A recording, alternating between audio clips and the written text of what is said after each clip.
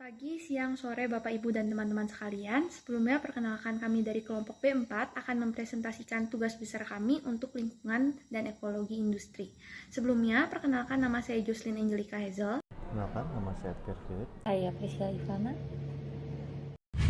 Perkenalkan, nama saya Yelisha Andita. Perkenalkan, saya Arya Senat. Pada presentasi kali ini terdapat 3 topik yang akan dibahas. Topik pertama yaitu problem analisis akan dibahas mengenai karakteristik produk dan skenario produk. Topik yang kedua yaitu product selection and evaluation akan dibahas mengenai life cycle assessment. Dan topik yang ketiga yaitu redesign product akan dibahas mengenai konsep usulan, lead wheel, circular economy, dan LCA usulan.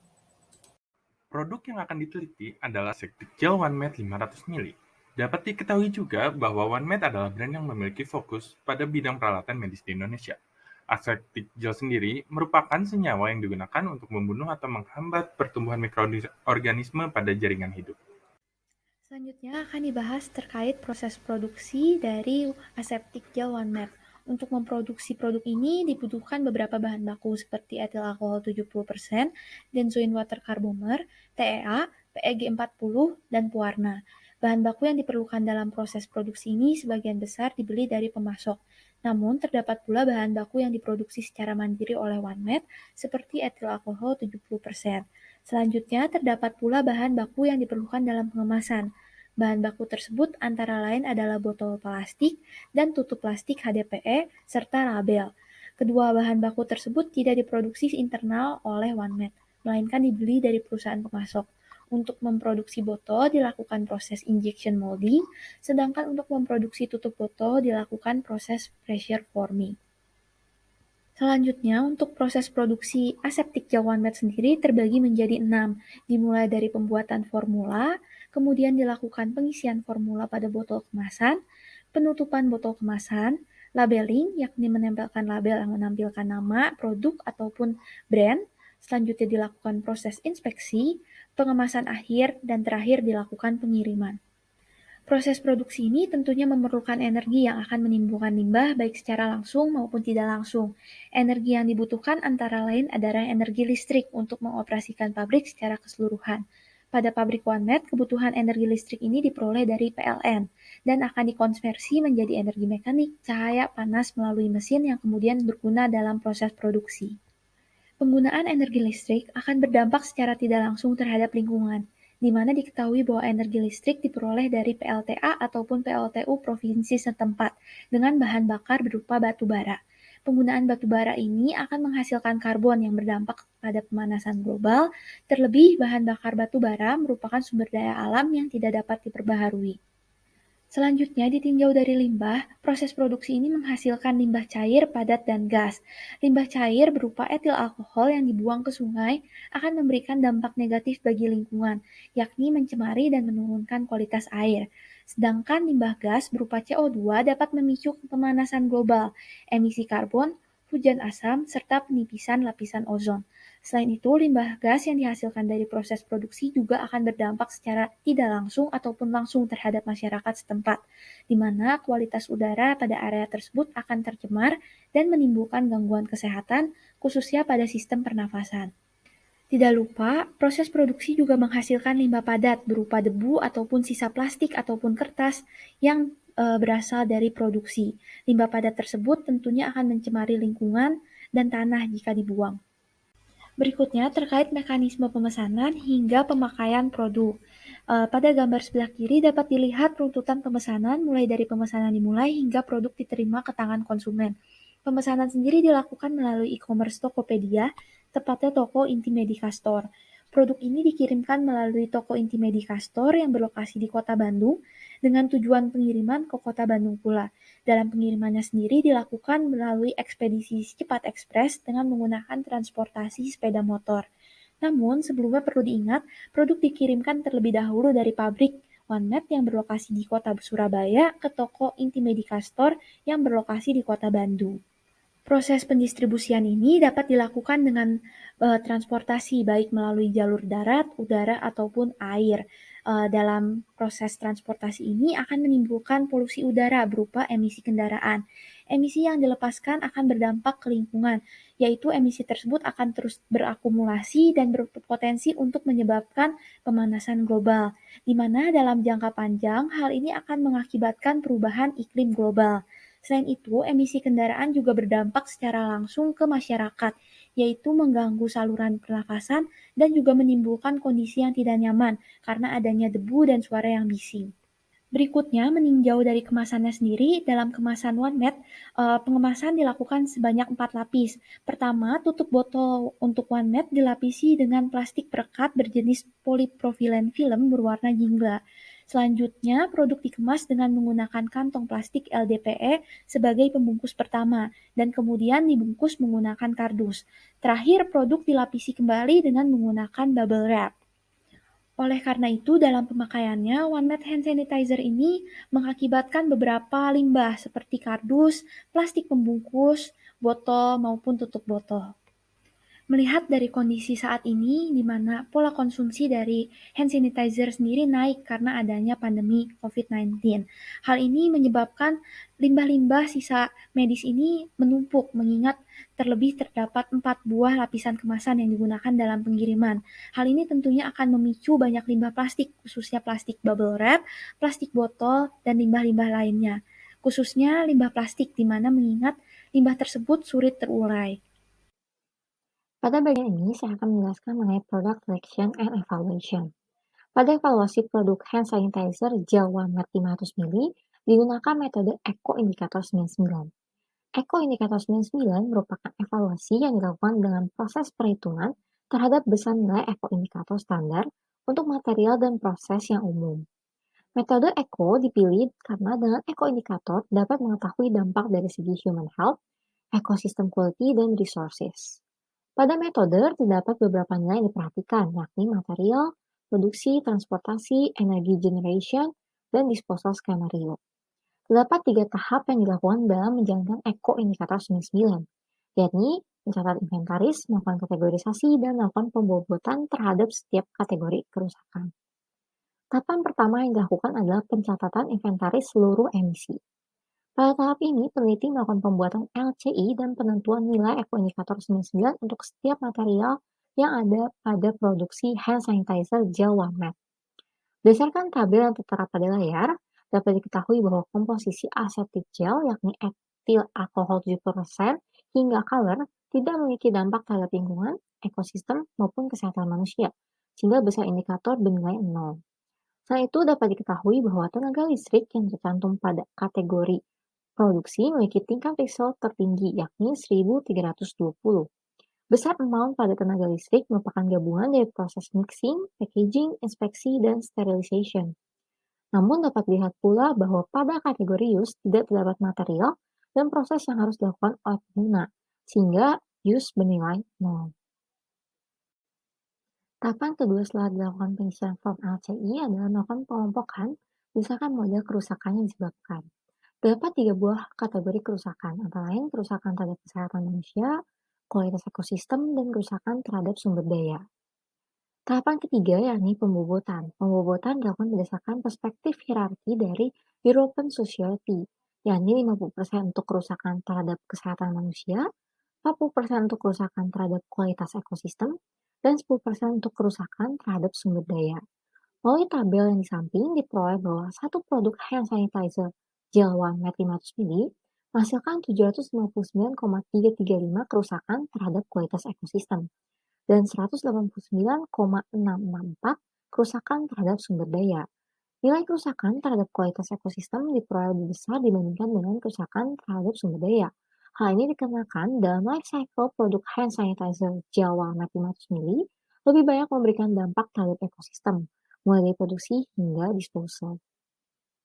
Konsep produk usulan yang diberikan adalah, pertama, penggantian produk menjadi material jenis PP. Diketahui bahwa pada produk menggunakan plastik HDPE. Usulan ini membuat material yang digunakan 50% lebih ringan daripada produk awal.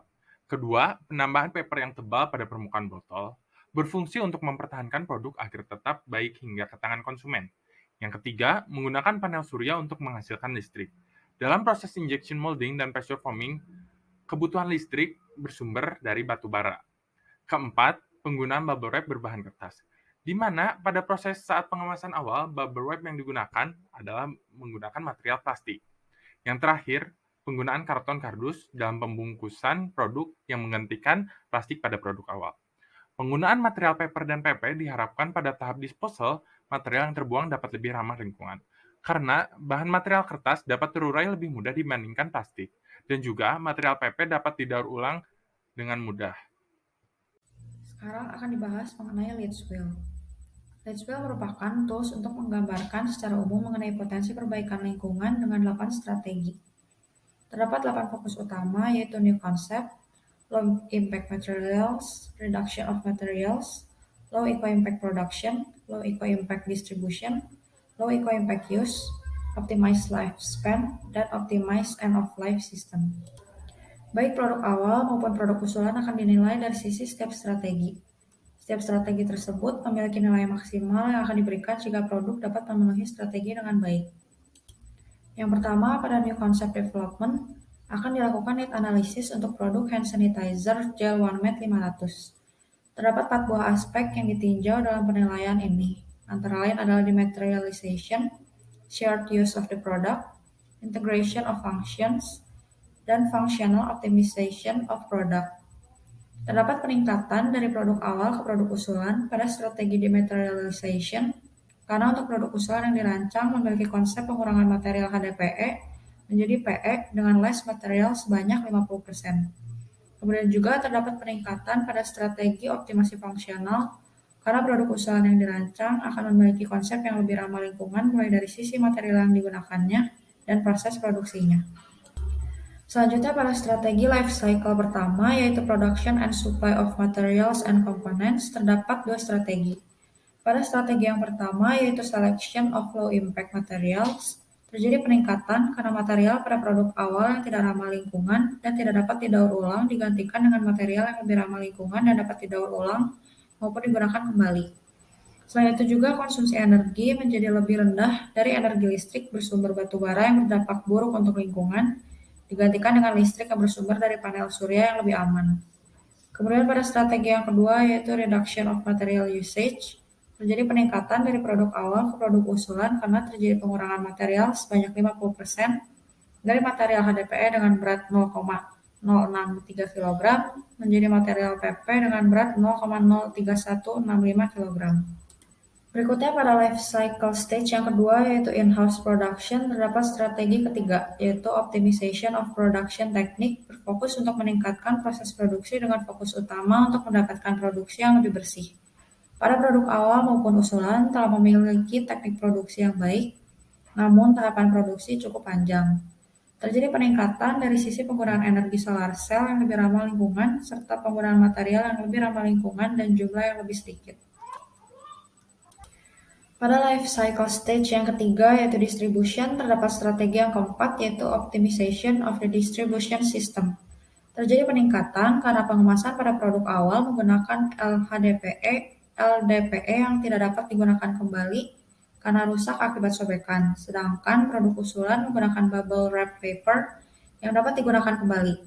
Namun untuk penilaian pengiriman dari Surabaya menuju Bandung, jenis transportasi di Indonesia masih sama, yaitu kendaraan roda 4, dan lokasi pabrik yang ada di Surabaya tidak memungkinkan untuk pindah berdekatan dengan tempat distributor yang ada di Bandung. Pada life cycle stage yang keempat, yaitu utilization, terdapat 2 strategi. Strategi yang kelima, yaitu reduction of impact in the used stage, tidak terdapat perubahan antara produk awal dan usulan, karena tahap penggunaan isi hand sanitizer yang tidak membutuhkan energi ataupun menghasilkan bahan habis pakai.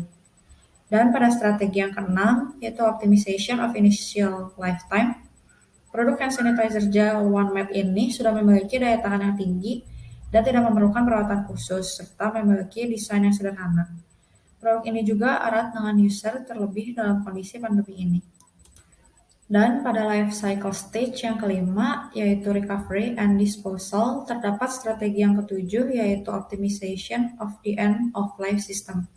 Terjadi peningkatan pada material produk usulan yang dapat digunakan ulang, yaitu plastik PP yang dapat dicacah menjadi sisir, dan kardus yang dapat menjadi kertas daur ulang. Sementara pada produk awal, plastik HDPE tidak dapat didaur ulang dan membutuhkan pembakaran karena lahan pembuangan plastik yang menipis. Dapat dilihat pada tabel merupakan perbandingan nilai antara produk awal dan produk usulan. Dapat disimpulkan produk usulan memiliki nilai yang lebih tinggi pada sebagian besar strategi dibandingkan dengan produk awal.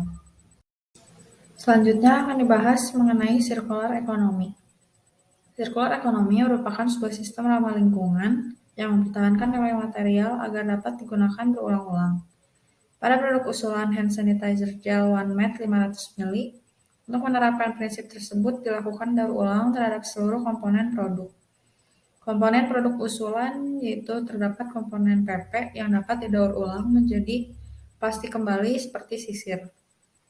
Dan juga terdapat komponen lain seperti komponen kardus dan kertas yang dapat didaur ulang menjadi kertas daur ulang dengan cara dicacah.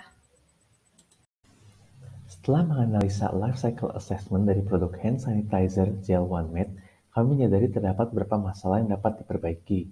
Maka, berikut merupakan usulan LCA yang kami buat, di mana dilakukan 4 buah perbaikan, yaitu: pertama, mengganti penggunaan listrik yang bersumber dari PLN menjadi listrik yang bersumber dari solar panel yang lebih ramah lingkungan dan clean energy. Kemudian yang kedua, menurunkan weight plastik menjadi setengah dari berat awal dan sebagai penggantinya digunakan lapisan luar botol berupa paper dan indikator yang lebih rendah. Kemudian perbaikan yang ketiga, yaitu packaging yang digunakan dalam proses pengiriman produk hanya menggunakan karton-kardus saja, tidak lagi menggunakan plastik.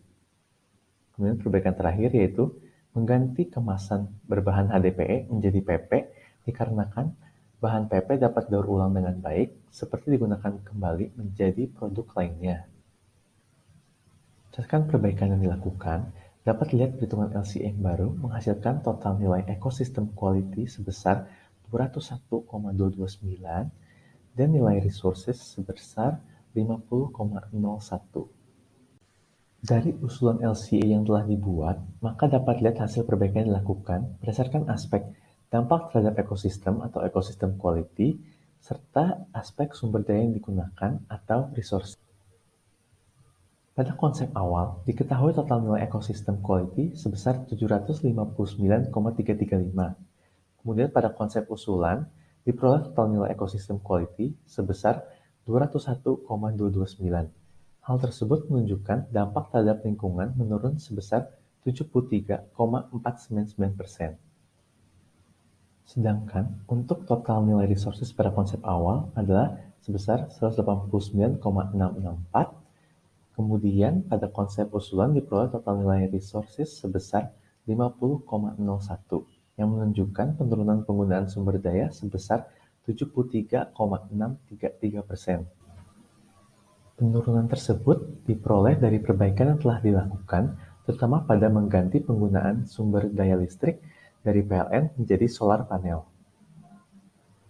Di mana sumber listrik dari PLN memiliki nilai indikator sebesar 22, sedangkan listrik dari solar panel memiliki nilai indikator sebesar 7,2.